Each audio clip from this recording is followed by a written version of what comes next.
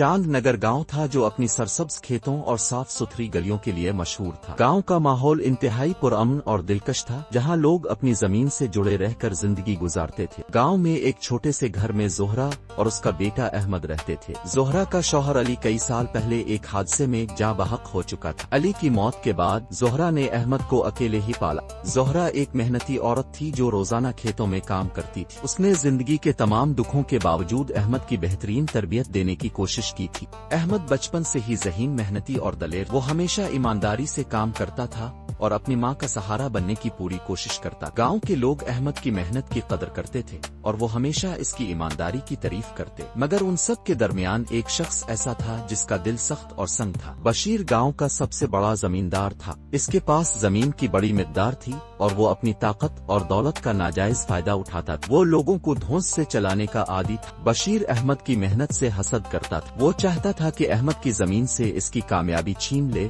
और उसके ख्वाबों को तोड़ दे। एक दिन बशीर ने अहमद के खेतों में जाकर फसलों को तबाह कर दिया। उसने अहमद के बीज सड़ा दिए और खेतों में गंद फेंक दिया ताकि उसकी मेहनत जाय हो जाए। अहमद जब खेतों में आया और तबाह हाल जमीन देखकर गमगीन हुआ, मगर उसने अपनी माँ को कुछ ना बताया। वो जानता था कि वो जो कर रहा है वो अल्लाह की रजा में है। जोहरा ने अहमद के खेतों की तबाही देखी और दिल टूट गया।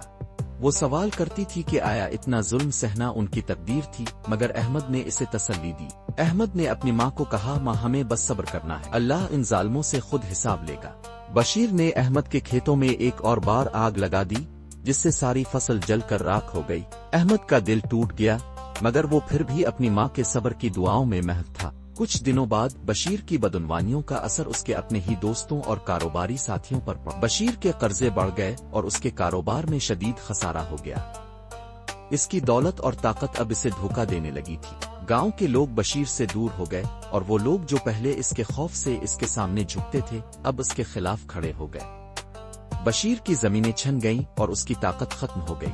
अहमद और जोहरा ने दोबारा अपने खेतों को आबाद किया और अल्लाह की मदद से उनकी मेहनत कामयाब हुई।